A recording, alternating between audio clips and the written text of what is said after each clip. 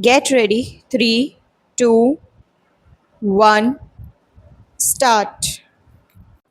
Now, I would like to say that with this measure we are now adopting, to my mind, it will not be possible to have this system or any other system functioning effectively. The number of clauses that we have included are so restrictive and rigid that it will not be possible for any system to function in this country. If at all it is able to function, it will be able to function with a lot of difficulties.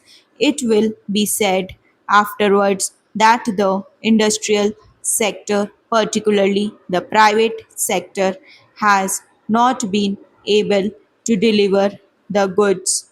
I would like to warn the government that if anything happens in the future in which industrial production or production in the private sector has not gone up, it would be not because of any lack of efforts on the part of the private sector, but because of the measure that we are now adopting para.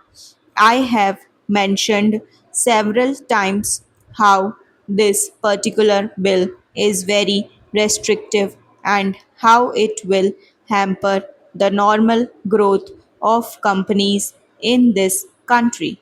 It is a pity that when we are on the threshold of the second 5 year plan, such a measure should be passed in this House.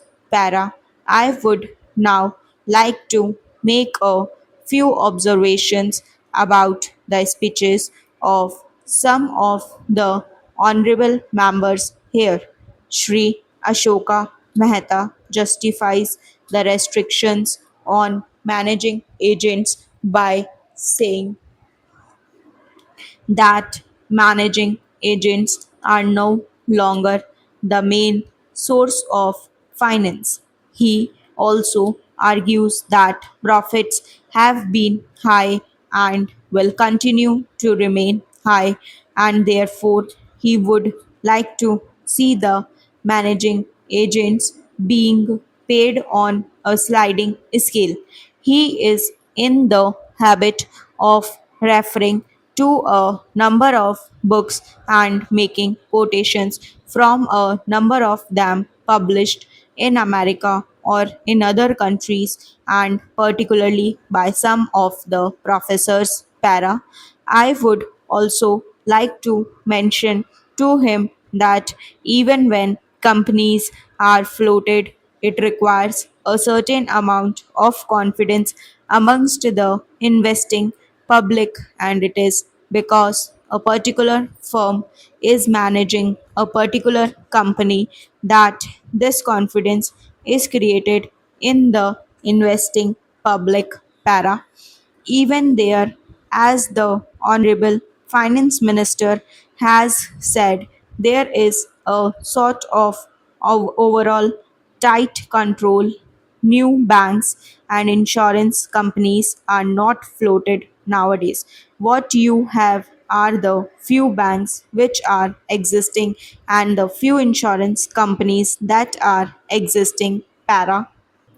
The other point is that the credit worthiness of the managing agency firm does not count to a certain extent in getting credit from the banks and other financial institutions para. Yesterday, it was mentioned by my honorable friend that the crux of the problem is the question of payment of remuneration to a particular managing agency system.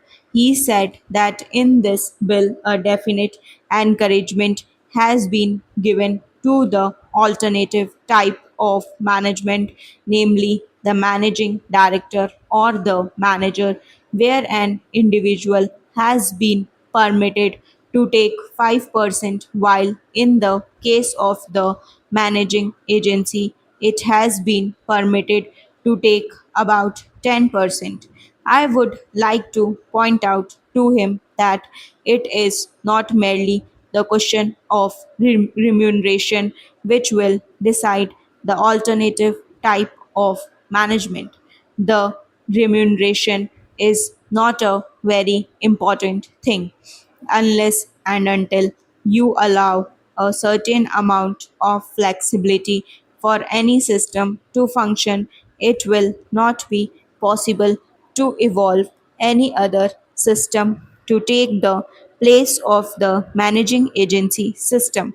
In spite of so many shekels, you may find that those few business houses which are carrying on now may have to carry on the present basis. You may not find many new people coming in the field para. Several times it has been mentioned in this house why the business community has not prescribed for itself a code of conduct. In this connection, I would like to point out that a degree or diploma is essential for the profession, and in case of violation of the code, sanction should be provided by it to prevent a person from practicing the profession. Today, even Ashoka Mehta and Sri C. Shah can set up a grocery shop and become businessmen. Nobody lays down any condition for starting business, and nobody can prevent others from continuing it. But I would like to point out that with regard to the code of conduct, there is a certain amount of ethics, and there are certain standards and traditions on which business houses function.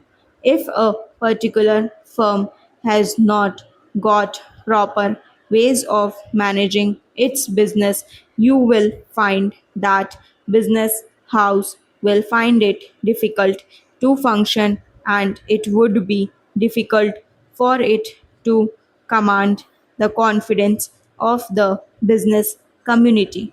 It would not be possible for it to function as effectively as a firm which has proper ways of managing its business.